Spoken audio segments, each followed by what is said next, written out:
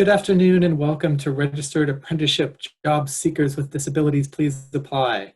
We're so delighted that you've joined us today for an opening discussion of registered apprenticeship, what it is, how to distinguish it from other forms of work-based learning, and the benefits it offers to the stakeholders involved. This webinar is being hosted by the LEAD Center, which stands for Leadership for the Employment and Economic Advancement of People with Disabilities. We're a Workforce Innovation Opportunity Act, or WIOA Policy Development Center of the Office of Disability Employment Policy, Social Policy Research Associates, or SPR, and the National Disability Institute are the partners operating behind the scenes of the LEAD Center. To ensure everyone, next slide please. To ensure everyone can participate fully in today's webinar, we'd like to take a moment just to share some captioning and housekeeping tips. Today's webinar is live captioned. The captions appear below the slide deck. You also have the option to open the captioning web page in a new browser if you'd like. The link's been posted in the chat box by one of my excellent colleagues working behind the scenes today. Once the captioning window opens on your own system, you can adjust the background color, the text color, and font using the drop-down menus that are at the top of the browser window. We suggest that you position the window to sit on top of the embedded captioning, oriented similarly to how you're seeing the screen currently. We really encourage you to ask any questions that you have about the content that we're going to cover today. At any point, you can click on the QA button that's located in the webinar's menu bar, and this will bring up a Q&A panel into which you can type questions for our presenters, and we'll save time at the end for questions and answers. If you're experiencing any technical issues, or you have any questions for the technical support team, click the raise hand button that's in the menu bar and someone will contact you. To kick off, next slide please. To kick off our day today, we'd like to say hello to Rose Warner. She's a senior policy advisor with the Workforce Systems Policy Team at the Office of Disability Employment Policy, which is within the U.S. Department of Labor. And she's a core member of the ODEP team advancing LEAD Center initiatives, which actually includes an ongoing partnership with the Veterans Administration on apprenticeship-focused work under the VA's Veteran Readiness and Employment Program. Rose, let me turn it to you. Great, thanks Caleb. Good afternoon everyone and welcome to our webinar. I'm Rose Warner and I'm a senior policy advisor at ODEP, and Caleb already went into what that is and who we are, but to give you a little bit more background, ODEP is the only non-regulatory federal agency that promotes policies and coordinates with employers and all levels of government to increase workplace success for people with disabilities. And I invite you, if you're interested, to learn more about ODEP by going to our website. You can access it at www.dol.gov/ODEP. That's www.dol.gov/ODEP. Thank you for attending our webinar. Registered Apprenticeship Job Seekers with Disabilities, please apply. As you will learn during today's webinar, apprenticeships are a viable but often underutilized career pathway for people with disabilities. Apprenticeship opportunities are available in a wide range of jobs. Yes, in the construction and plumbing industries, but also in cosmetology, firefighting, and IT, just to name a few. Apprenticeship is a win-win strategy for both employers and apprentices. Over 90% of apprentices who complete their apprenticeship program obtain a job. Employers trust apprentices because oftentimes they are trained by their employees with their specific policies and practices in mind. For the apprentices, they can earn as they learn and have job security. I'd like to take a few moments to say thank you to Social Policy Research Associates and the National Disability Institute. It is through their hard work that we can hold today's webinar. I would also like to thank our speakers for developing their presentations and taking time out of their busy schedules to be here with us today. Finally, thank you for attending. I hope you find the webinar informative. With that, let's begin. Thanks so much, Rose. And just a quick moment, I'll introduce myself since I hadn't done that yet. My name's Caleb Van Docto, and as was indicated, I'm with SPR, and we're part of the Lead Center team. And I'm really thrilled to be joined today by some of the excellent apprenticeship practitioners that are in the field. And in a few minutes, we're going to hear from Melissa Stowasser and Mitchell Harp from Trident Technical College there in Charleston, South Carolina. Melissa is the Assistant VP for Community Partnerships, and Mitch is the Dean of Apprenticeship. And then a little later, we're going to be joined by Cindy Lennon at the who's the Adult Programs Manager and Apprenticeship Director at Able-Disabled Advocacy. So thanks to all of you for being here. Next slide, please. In addition to hearing from my fellow presenters, we're going to cover the essential components of an apprenticeship program and the unique elements of a registered apprenticeship. We'll discuss benefits that apprenticeship offers to individuals, to employers and service organizations, and we'll share how one can locate registered apprenticeship programs in their region and be able to make referrals. Next slide, please. So just to kick us off, let's ask, what is registered apprenticeship? And in just a few words, it's a proven model of job preparation that pairs together two key elements. It's pairing paid on-the-job training, or OJT, and related instruction, or education. Over time, this pairing enables workers to progressively increase their skill level and wages. Registered apprenticeship's also a business-driven model that provides employers a way to recruit, to train, and retain highly skilled workers. And it allows employers to develop and apply industry standards to training programs. And that thereby increases productivity and the quality of the workforce. Next slide, please. As Rose indicated a little earlier on, there's a common misconception that apprenticeships are mostly unionized and found within the trades. And while that might have traditionally been the case, there's now more than 1,500 apprenticeable occupations. More than half of them are non-union, and they cover a broad spectrum of industry sectors. And these include a lot of emerging sectors such as energy and healthcare, transportation, information technology, manufacturing. Next slide, please.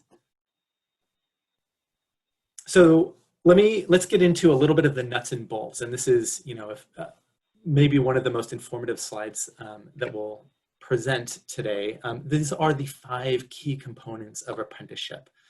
All registered apprenticeship programs, whether they're registered with the National Apprenticeship Office or a state apprenticeship office, and we'll talk about that in a little bit, all apprenticeship programs consist of 5 core elements. They have direct employer involvement, they're structured and supervised on-the-job training, or OJT, they have related training and instruction, or RTI. They provide rewards for skill gains, and they provide national occupational credential, at least one, and oftentimes more. Employers are the foundation of every registered apprenticeship program, and the skills needed by the employers for workforce success from the core of the model. So businesses have to play an active role in building registered apprenticeship programs, and they're involved in every step of their design and their execution. Every registered apprenticeship program includes structured and supervised on-the-job training, OJT. Companies hire apprentices and they provide hands-on training from an experienced mentor.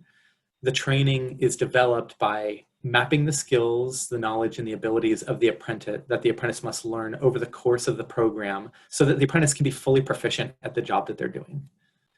In order to successfully complete the registered apprenticeship program, apprentices have to master a core set of competencies and document through, say, testing or through observation that they can perform certain tasks and have mastered specific competencies. A third component, let me just back up to my notes here. A third component of registered apprenticeship is that apprentices receive related instruction or classroom style training that complements the on-the-job training that they're receiving at the same time. And the instruction helps refine the technical and academic skills that apply to the job. So related instruction may be provided by a community college. It could be provided by a technical school or a four-year university. It could be an apprenticeship training school. It could even be by the business itself. The instruction can be provided at the school. It could be online, especially these days. A lot of training has transitioned to online for the time being. It can also be at the work site. And in some instances, classroom-based related instructions provided upfront prior to the OJT portion of the training, while in other instances, they alternate between RTI and OJT on a regular basis. So, an ongoing kind of synergy between the two. A fourth component of registered apprenticeship programs is that apprentices receive increases in pay as their skills and their knowledge increase. Progressive wage gains rewards and motivates the apprentices as they advance through the training and they become more productive and skilled at the jobs that they're doing.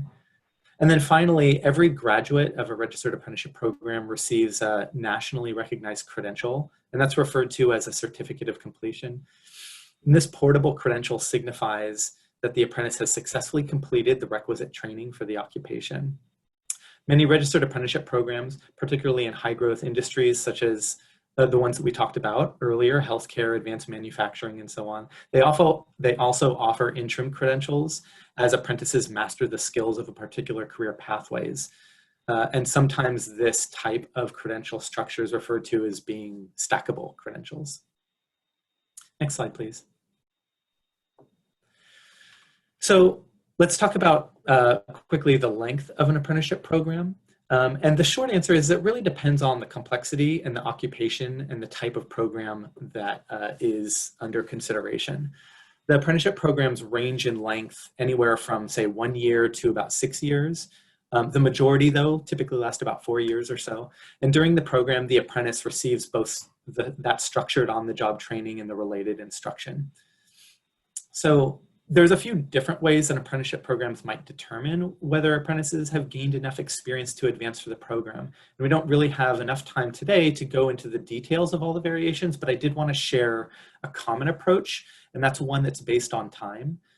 Generally speaking, for each year of the apprenticeship, an apprentice typically receives about 2,000 hours of on-the-job training and a recommended 144 hours of related classroom instruction. The related instruction is how the apprentice learns the theoretical and other requirements for the job. And the related instruction can be accomplished, like we mentioned earlier, through community colleges or other training providers, in person, online, etc. And then additionally, employers can fulfill that related instruction requirement themselves or through the in-house training to ensure that there's full proficiency in the key aspects of the job. In lieu of time-based approaches, programs can use other metrics such as demonstrating competency or clearly defined tasks and skills, or they can even have a hybrid approach that combines that competency and the length of time. But the essential point that I want to make with this is that the apprenticeship programs are long-term and they really require investments from both the employer and the apprentice themselves. Next slide, please. So considering the investment involved, why would stakeholders participate? And the answer to that is that the skills that employers value and rely upon are changing. They're constantly changing. And it's the nature of what we think of, as work is also changing. And even before the tumult of this past year, impacts of disruptive forces such as automated information or AI, the gig economy, and other forms of automation are reinforcers of what some consider a skill gap in which employers across the country and across the economy are struggling to hire appropriately trained workers. And those skill shortages speak more to specific issues with particular occupations, engineers and tech specialists, et cetera. We also hear things like, there's skill mismatches in which are, more system problems of, oversupply or undersupply of workers, and where job seekers have been trained with skills that don't match the needs that the employers have. But apprenticeship by its nature overcomes most of these challenges by enabling employers to direct the training themselves and the skill development of their workforce. And that in turn, workers receive experience in those market-driven and portable skills that form the foundation of not just a job, but ultimately a career that's in demand for them. Next slide, please. So just a little bit more granularly, the benefits for apprenticeship programs, and I want to first speak to the benefits for the apprentices themselves, and they include things like that it's an earn and learn model. So the apprentice is receiving wages from day one and gains pay raises along the way as the skill level increases. Starting wages at the conclusion of the training are higher than the average incoming worker might receive. And then occupational opportunities are broad and they can often be matched to interests and experience. So along with industry recognized and nationally portable credentials, often college credits or degrees can be accomplished simultaneously with the work-based learning that's happening.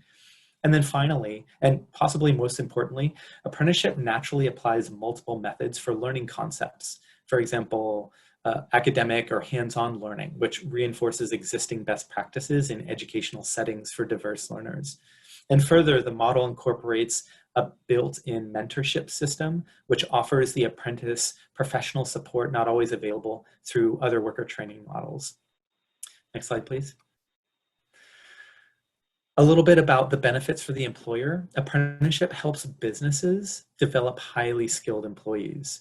Apprenticeship programs reduce turnover rates, they increase safety and productivity, and they lower the cost of recruitment for employers, which is big. And additionally, the specific designed training meets the industry standards, and it's tailored to the specific needs that the needs that the business have. And so it results in this highly skilled workforce. Employers also benefit from a high return of investment. It's as much as 91% of apprentices that complete the apprenticeship end up still being employed 9 months after the fact. And there's higher safety, there's reduced worker compensation costs due to the program's emphasis on safety training.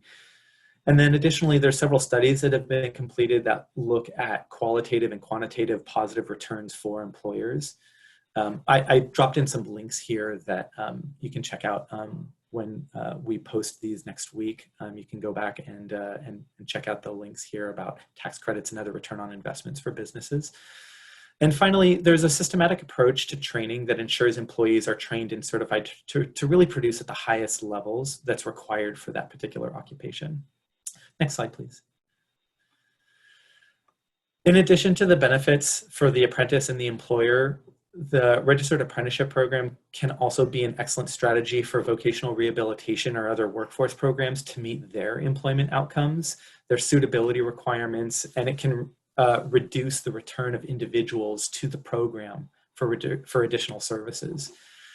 Intrinsic to the apprenticeship model is partnerships that leverage service funds, and this can reduce direct spending on the program and allow shared costs with the employer, the training provider, or the workforce system through other programs and services available to the customer or the consumer.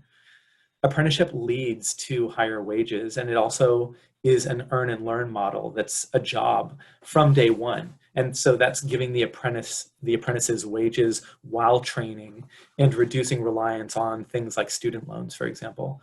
And apprentices can support themselves and their families while they're learning that self-sustaining career. Due to the hands-on experience from the start, apprentices realize early on if the job is the right fit for them. It helps to provide higher levels of job retention and also promotes a greater level of program and job satisfaction. And with higher wages, higher level of job satisfaction, it's less likely that individuals need to return for services, so it adjusts recidivism rates, et cetera. And given the employer investment and the role of in the process, apprenticeships can enhance engagement with other employers. It can build relationships that can be future forward with opportunities for others to come behind as success and trust's been built between the organization and the employer itself. Next slide, please. I wanted to share real briefly that the Fitzgerald Act, it's also known as the National Apprenticeship Act, officially authorized and established the National Apprenticeship System And this act gave the U.S. Secretary of Labor the authority over the apprenticeship programs and established an Office of Apprenticeship within the U.S. Department of Labor. And the act provided for the recognition of state agencies to register and administer apprenticeship programs as well. So this map shows which states run their own recognized state apprenticeship operations and those who belong to a broader federal apprenticeship system. And there's a link that you'll have in the slides where you can find this particular map and locate additional contacts for the apprenticeship office in each state. And just as a quick note, there are a few states, such as here in California, where I'm based, where there is both a federal program and a state program. So there's a couple of different ways that programs can register their apprenticeship program.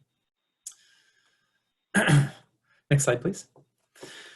And the last thing that I want to say before we turn it over to our friends at Trident Technical College is just to emphasize this critical point about what makes apprenticeship unique compared to other types of programs. And that's that the apprenticeship is organizationally responsive to economic changes. Whereas many employment training programs are about developing skills that employers might need in the future, they're inherently based off of an understanding of skills that have been needed previously. However, apprenticeships are doing and learning the work that employers need in the present moment. So what that means is the apprentices are quite literally moving at the speed of business. And in doing that, they're building the future workplaces and the future work processes. So with that, I want to turn it over to Melissa and Mitch to discuss how Trident has helped develop apprenticeship programs in their region that include everyone, including people with disabilities, and share some examples of how apprentices with disabilities found success. Melissa? Good afternoon, and thanks, Caleb. It's delightful to be here to share with you some of the work that we've been doing in the Charleston region. But to do that, I want to give you a little bit of history about how we were able to get moving and get started with this. We have been, as a college, engaging with employers for over 40 years to do isolated apprenticeship programs. But in 2007, our very visionary president decided that she needed somebody whose role in the college was to really work strategically with companies within our region to build their own apprenticeship programs, primarily for adults. And so Mitchell Harp, who we'll talk to you in a few minutes, is our dean of that division and works with those employers to build those relationships. We also had another unit in the college that was very K-12 facing and has been working with the public school systems to build seamless educational pathways for high school students since the 90s. And so when Mitch was approached by one of his German-based companies about the concept of doing a youth program, he reached out to the other division, and the two divisions worked together to create the Charleston Regional Youth Apprenticeship Program. Next slide, please. However, we didn't do it alone, and that's why you'll notice that it doesn't have Trident Technical College's logo, and that's because it is not Trident Technical College's program. When we built this program, we built it as a regional partnership. It's a collaborative partnership that came together to really move this in a strategic way with everyone engaged in the same body of work. Of course, as Caleb has already pointed out, you can't have apprenticeships if you don't have employers. The employers are the critical driving piece for this and are really engaged in this educational component. But when we started constructing this, Mitch was really, really wise. And so he talked to that one company that had approached him and asked them if they would be willing to do this as a sector partnership, because he knew that if we built a sector partnership strategy, it would be much more sustainable over time. And if one company couldn't hire 1 year, that they would be able, that the program would be able to continue to go forward because we had other companies in the same sector. So the employers are a critical piece. Mitch will talk a little bit more about what they do in a little bit. We also are really blessed in our state to have an organization called Apprenticeship Carolina. And Apprenticeship Carolina's role in our state is to serve as a statewide intermediary to really move apprenticeships forward. And so when we get those employers interested in doing this, they make it very easy for them to register these programs with the USDOL and provide that interface for them. And they also provide support for us at the college level. Then if you'll see in the center on the left-hand side there, the Charleston school districts. There are 3 different counties and 4 different physical school districts plus a statewide charter school district, and they're critical partners in this. We pulled them all together to the table to build this regional strategy.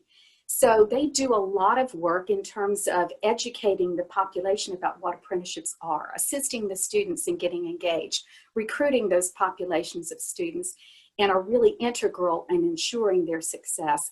They're critical in terms of helping us to really serve a diverse population of people within our region. And then the next 2 partners you see there, the Charleston Metro Chamber and Daniel Island Rotary, are example of our philanthropic donors. We realized very early on that if we wanted to build this program and make it equitable to ensure that every student could participate, that we needed to eliminate barriers.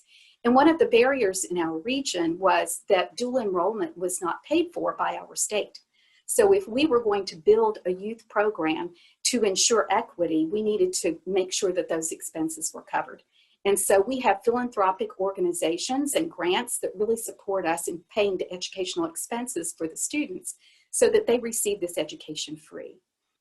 And then Trident Technical College really works to keep it all together in order to design a program that really meets the critical workforce needs that are in our region right now and enables us to mentor that next generation of employees for the region that live within our community. Next slide, please.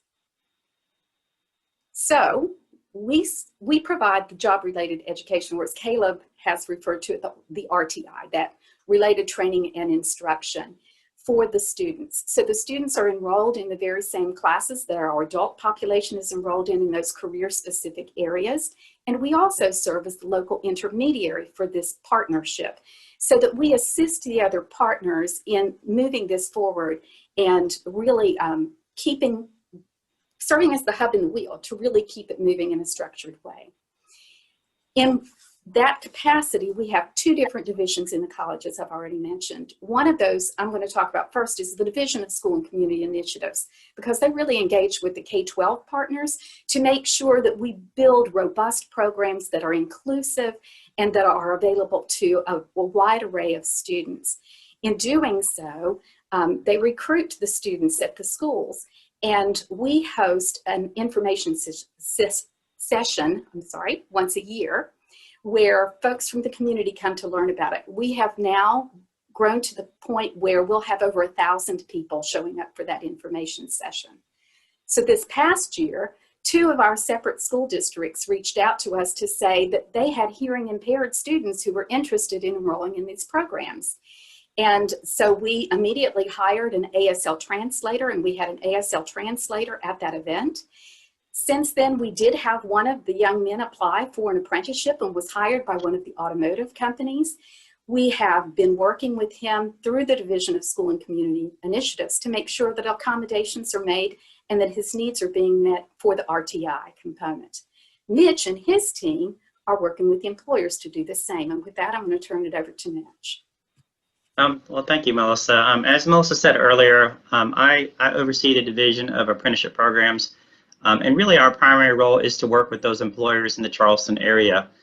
In South Carolina, we run sort of a employer-sponsored program, meaning that all of our apprenticeships are USDOL registered, but the employer actually owns the apprenticeship, not the college. But as an intermediary for those employers, what my team does, I have a team of 4 individuals, we call them consultants, who actually go out and educate the employers on, first of all, how to run an apprenticeship program. But also what we do is we reinforce to them that we're not going to leave them, okay? Once the program gets up and going, we're going to do everything from helping them design the program, help them recruit students. We're going to also help them manage it.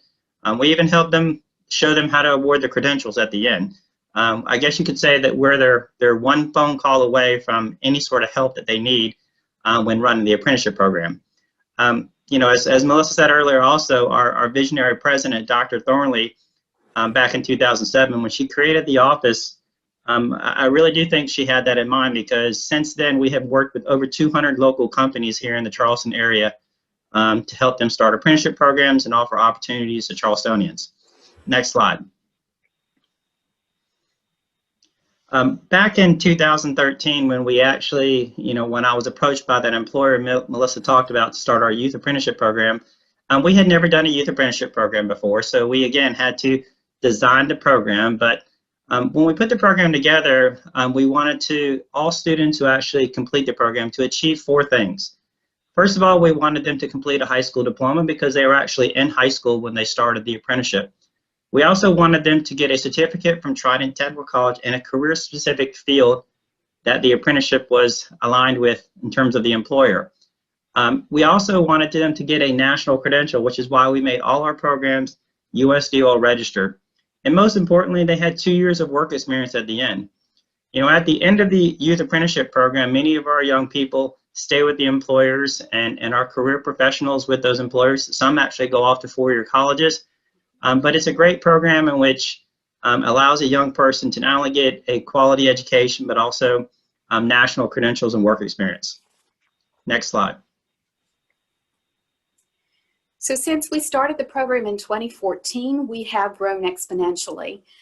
We started with 1 pathway that year in industrial mechanics, and we had 13 students employed at 6 companies. Since then, it has exploded.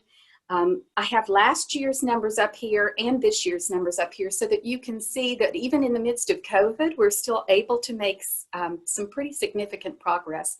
In 2019-2020, we had 18 occupational pathways for students across 9 industry sectors, and we'll show you those in a few minutes. We have over 180 companies who have registered youth apprenticeship programs with the USDOL, and we had 118 apprentices last year. This year, we have 106. So we had a cohort graduate and still were able to get 40-some, I think it was 47 students hired in as apprentices this year for the new cohort, even in the midst of COVID. The young man right here is one I want you to know. His name is Nicholas Brennan, and Nicholas is a rock star at Trident Technical College. He has saved my life more than once, I'll tell you that. Nicholas came to us from Voc Rehab and was a youth apprentice in IT. The college is also one of the employers. We hire apprentices as well. And so Nicholas was hired at the college, and when he first came in to be with us, he struggled because he is autistic. And he had difficulty looking us in the eyes and having any kind of conversation with us whatsoever. Now I'm happy to say that he is a graduate of the apprenticeship program, has continued to complete his associate degree in networking at the college, and is a full-time employee of the college. So when I say he saved my life, I literally have picked up the phone in a panic before, got Nicholas on the help desk. He's asked me all the questions he needs to ask, and then repaired my computer remotely or come to my office and fixed it so I could continue to do my job. He's just a blessing to us, Nicholas Brennan. Next slide, please. We have stories like that for all of our students, and all of these pictures are examples of the student population we serve. It's a very diverse population. Some of them have physical disabilities or academic disabilities of some sort, but they are able to succeed because we have these teams that really embrace them in every possible way to make sure the accommodations they need are met so that they can continue to be successful both at work and on the job. So these are the industry sectors. And if you look at the next slide, you can see the breadth of the occupational opportunities that are provided to the students. And again, we did not target any particular population when we put these together, but all populations of students are welcome and recruited by our K-12 partners and by the community to participate in the programs. And so that's a basic general overview. Mitch and I are more than happy to answer any questions later or to have you contact us at a later time if you'd like more information about the Charleston Regional Program. With that, I will say next slide and turn it over to Caleb. Thanks so much, Melissa and Mitch. I appreciate all the information that you shared. And I want to turn now to our friend at Able-Disabled Advocacy, Cindy Lennon. Cindy? Hi, everyone. Go on to the next slide, please. Our apprenticeship program is not at the scale of Trident, We are a small nonprofit organization in San Diego, and our focus is employment assistance and vocational training. We serve persons with disabilities, veterans, high school dropouts, and others with barriers to employment. We've been doing this for about 40 years. We have a national reputation with the Department of Labor, and we have received quite a few grants from DOL to do our workforce programs. And back in 2003, and I was part of Able-Disabled then, we received a national award from Department of Labor, the President's New Freedom Initiative, and I was able to go to Washington to be part of the group that received that. So we've been involved with persons with disabilities for quite some time. Next slide, please. I wanted to mention that Able-Disabled Advocacy is an employment network, and we have a Ticket to Work program. So we serve those individuals who receive SSI and SSDI and want to become employed and support themselves. So we've been in an employment network for 11 years. We don't have a big Ticket to Work program, just one part-time staff member that works with our ticket cases. But in the context of this discussion, that counselor does screen our Ticket to Work cases for our apprenticeship program. And we have had a number of people who are in our ticket program who have gone on to enter our apprenticeship program and get their job skills, and that has worked very well. Next slide, please. Cindy, could I have you speak just a little bit louder to the phone? Sure. Thank you. Let me put the speaker on. This should be better. So we only have one occupation. So we're a very different model. It's computer support specialist. And you heard about how important employers are in apprenticeships. So when we asked our employers what do they look for when they're hiring IT folks, these are the things that we heard. We want folks with college degrees, IT certifications, and experience. So with our apprenticeship program, we can do the IT certifications and experience pieces. We're not an accredited college, so we aren't able to provide that, but we are still able to launch people into careers successfully.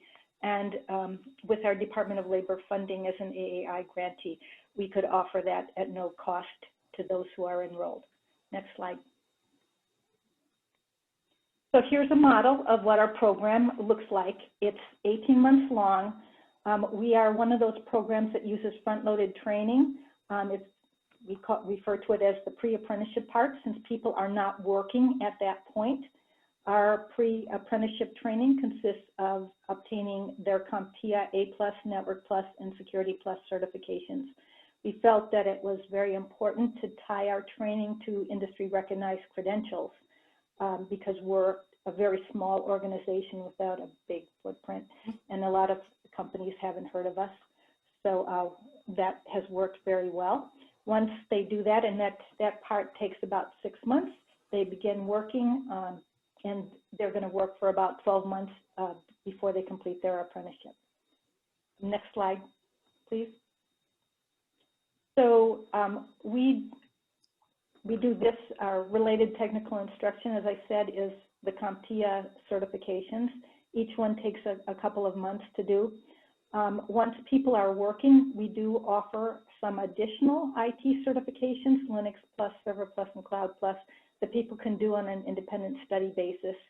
And we do have some evening classes also for our people in our program.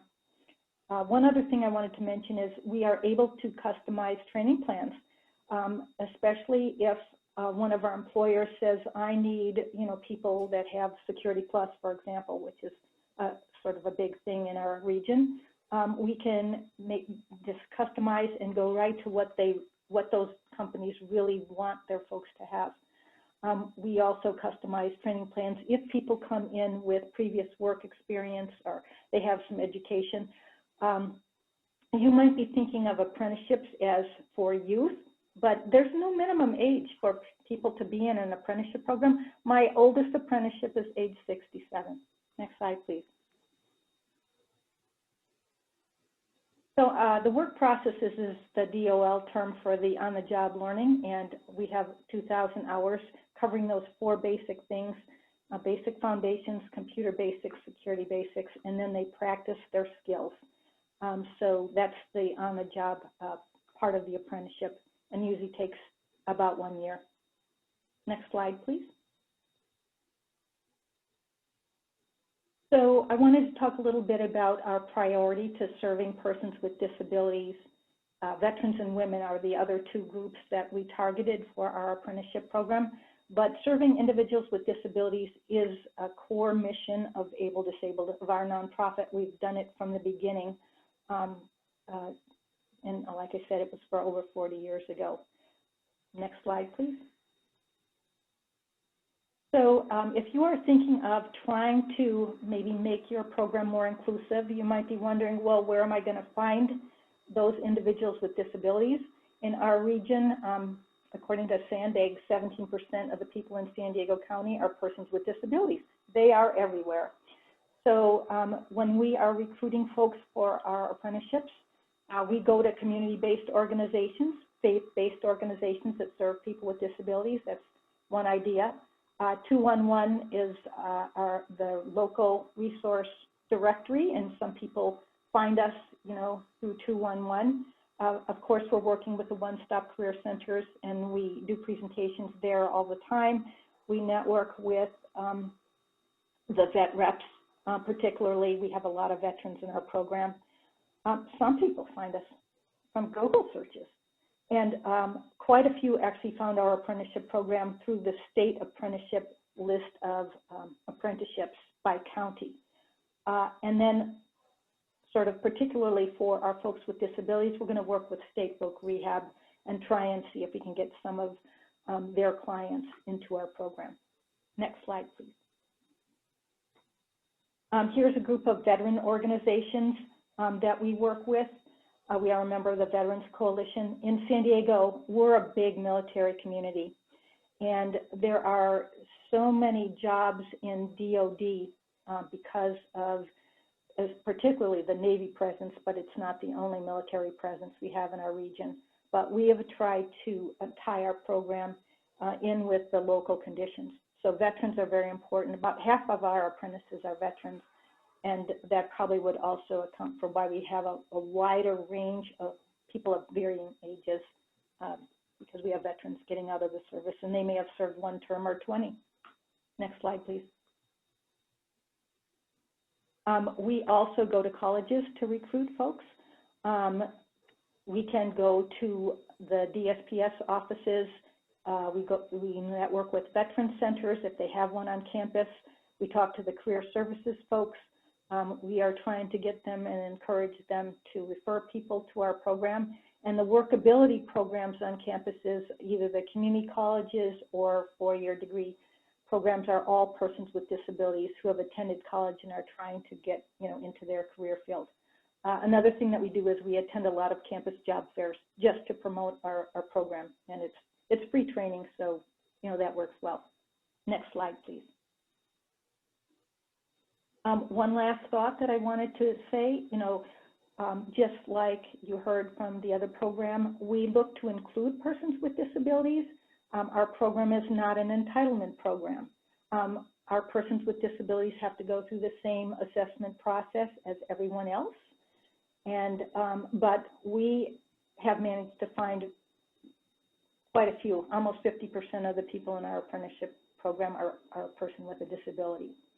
We are looking to provide accommodations if needed for people who are in our training program, and we have done that for some people.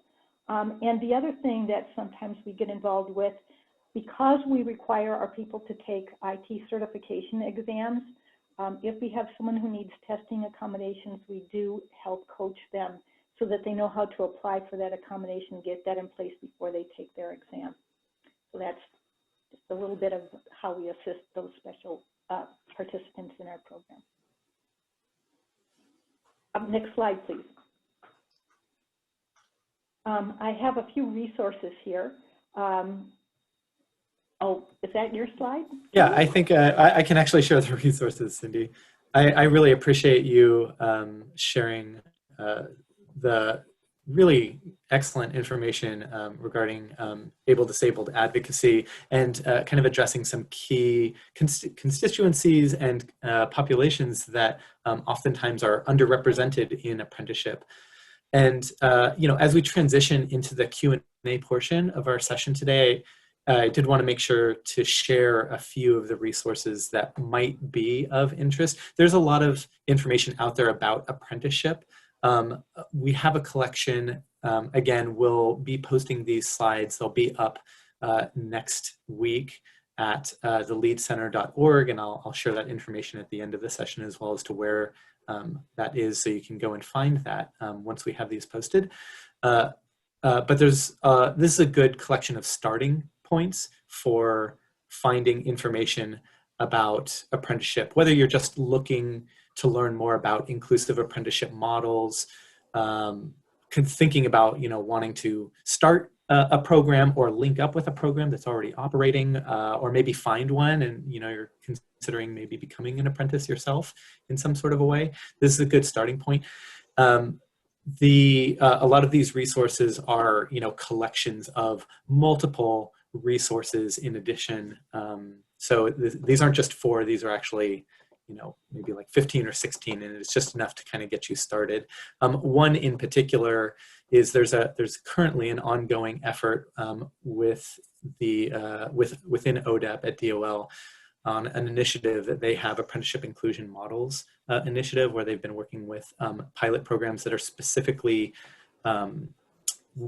taking existing apprenticeship programs in healthcare, in IT, in manufacturing, and making adjustments or updates or alterations so that they ensure inclusivity of people with disabilities, and then translate those learnings to other programs so that other apprenticeship programs can learn from and think about how they go about ensuring that their programs are inclusive of anybody who wants to participate, including people with disabilities.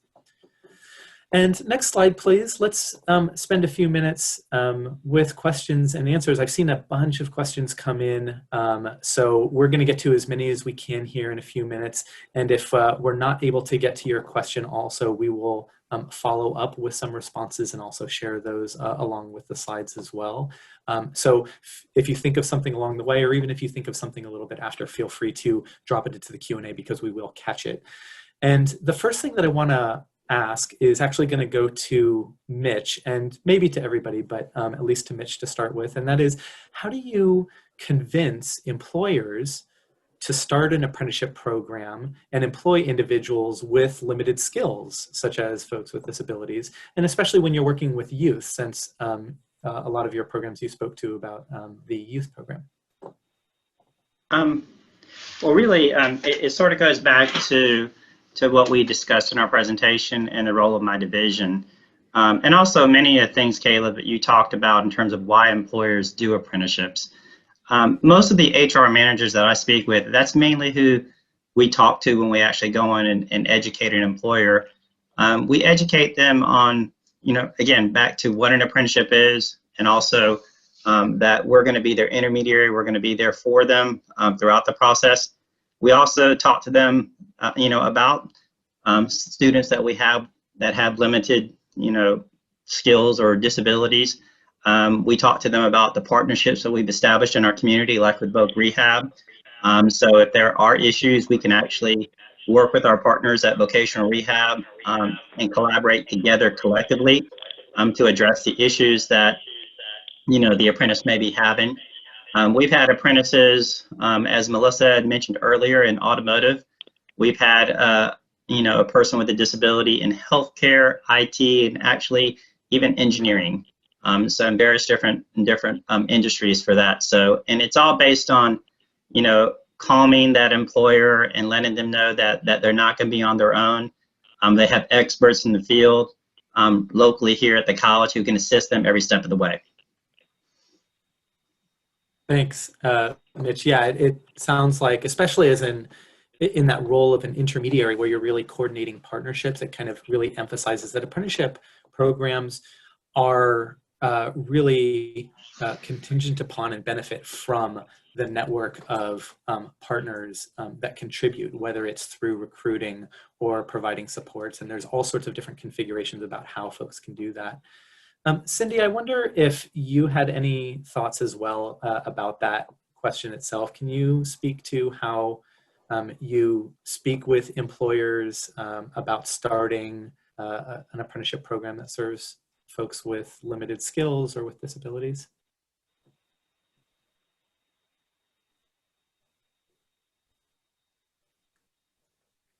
And I'm not hearing you, Cindy. Do we have your audio?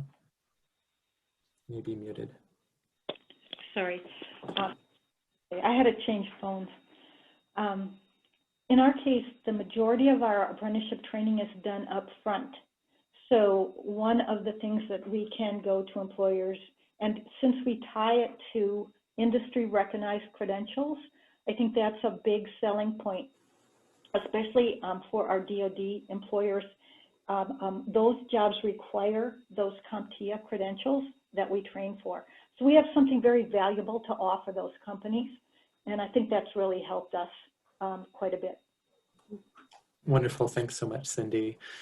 And let me bring Melissa in real quick. This next question came in. Someone asked, I work with students and young adults with disabilities, and apprenticeship is a great option for some of our students to find good career paths that aren't traditional paths. Specifically, what are some of the things that high school administrators and staff can do to promote apprenticeship options to our students, particularly those who don't fit in the traditional boxes? And I wanted to just ask that to you, since you do have some familiarity with the K-12 system and the partners. So is there anything that you can speak to about that? Well, one of the things that we've been doing for years is really engaging with our K-12 community. We host school counselor luncheons, and we'll have 180 school counselors here over a couple of days where we provide all of the ideas and the information to them. But the other really beautiful thing about South Carolina is that in 2005, a piece of legislation was passed. It's the Education and Economic Development Act.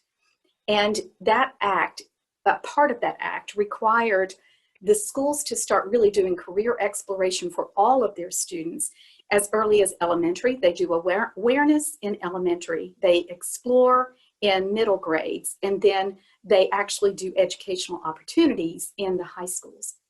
So as a part of that, the school counselors are required to have an IGP session, an individualized graduation plan, where they sit down with the students and their families starting in the 8th grade. And so our counselors are so engaged in this that in the middle school, they're putting the apprenticeship brochures in the hands of these students who have interests in these careers, and they're talking about it as early as the 8th grade. And then they're beginning to build out a career pathway that says, if you really want to go this route, and if you're interested in the apprenticeship as part of the piece, here's how you would map out your high school career. And apprenticeship becomes a piece of that conversation. So I think that that structure has really enabled us to move this into the life space of every student that goes through the schools, and then they can determine whether they want to do this or not. And then again, on top of that, we have the big information session where everybody's invited to come, and we're getting over 1,000 people, and we're seeing more and more of those students who do have some sort of disability, and their parents come so that we can, at that event, let them meet the employers and have them reassured and ask their questions on the spot before the student even applies. Splendid. Thanks so much, Melissa. And this actually kind of feeds into another question that came in, and I'm going to let this sort of be open if anybody wants to take this, and I might have a couple of ideas as well. And it's a two-part question, actually. One attendee noted that apprenticeships are, long training programs, and they have a lot of requirements and components. And there's a couple of challenges for people with disabilities.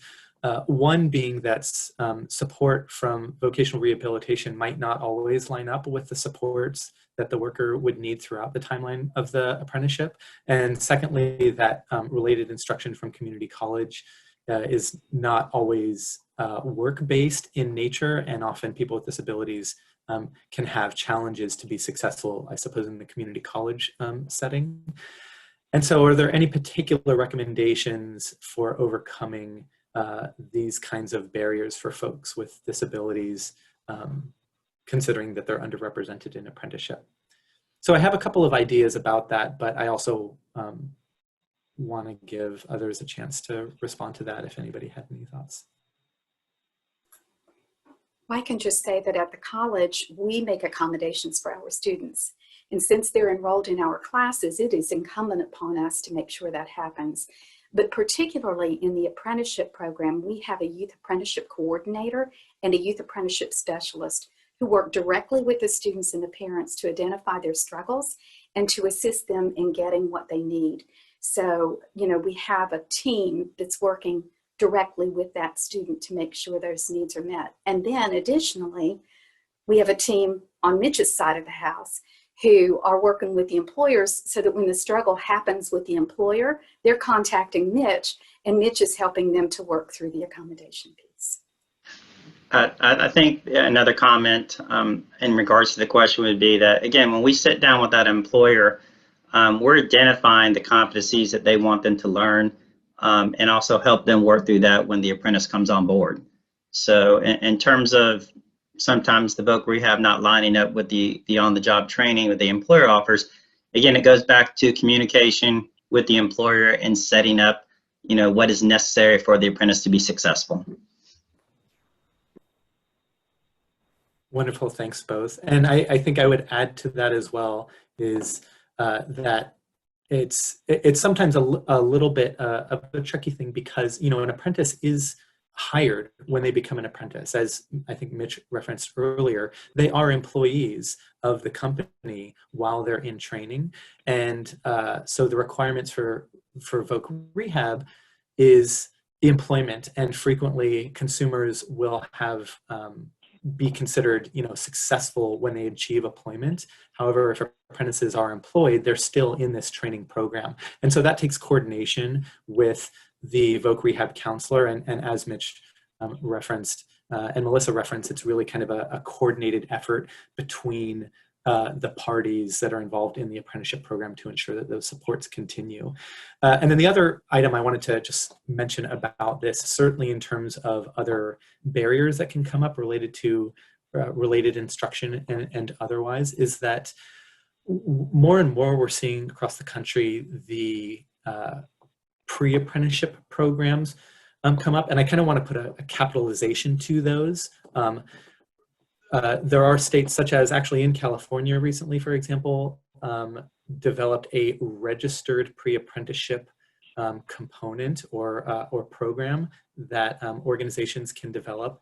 And part of those requirements to be at an actual formal pre-apprenticeship program is to have a direct linkage to an apprenticeship program itself. So it can't be just training that kind of dead ends, but it needs to feed to somewhere. And so if there are barriers that are anticipated in an apprenticeship program, it might be that an individual needs to build or develop some additional skills or training before they're prepared for that. And pre-apprenticeship programs that have direct linkages into apprenticeship programs can be a way that that happens. I'm glad you mentioned that, Caleb. We are actually in conversations right now with our K-12 system and the college about the possibility of building those registered pre-apprenticeship programs for 9th and 10th graders so that we can attract more students in who can get a taste of what it is before they actually apply for the registered apprenticeship program for youth. And that way those students can get in there and see that, yes, I can do this, or it is possible for me, as opposed to being fearful that it is not. Wonderful, thanks so much, Melissa. There's several other questions that have come in that are all really good, and I'm kind of salivating to be able to answer them, but I'm also conscientious of the time. So I think what we're going to do is we're going to capture the remainder of these questions. If you have others, feel free to drop them in. And if you'd like, you can also email us afterwards as well, if you have questions that you think of later that you want to respond, and we're going to answer these and then post them with the slide as well for folks. Can we go to the next slide, please? So just as a final word here, feel free to sign up to receive information, notifications, and newsletters. This is the website for the Lead Center. It's where we have just an abundance of resources, not just about apprenticeship, but frankly, about all sorts of things related to disability and work and inclusion, and lots of, like, the reason why I get up in the morning is an idea of like an inclusive and welcoming world, and a lot of wonderful resources can be found here. You can find the webinars themselves on the main page. There is a link for where webinars are, and if you go to the archive section, we'll post the link in the chat. I think it's already been in the chat a few times, but if you scroll back, slides, transcripts, recordings will be found in a webinar archive where you can find these, this presentation and others up and available by next week. And with that, I want to thank our participants and our presenters, Melissa, Mitch, Cindy, and Rose, as well as my wonderful colleagues in the background that have been lending a hand, Mahika, Maddie, Laura. Thank you all so much. Thanks to you. You should, as you close out, you should receive a pop-up window for an evaluation, and we would really appreciate any feedback that you can give as you depart today. Hope everybody has a wonderful rest of the week, and thanks so much.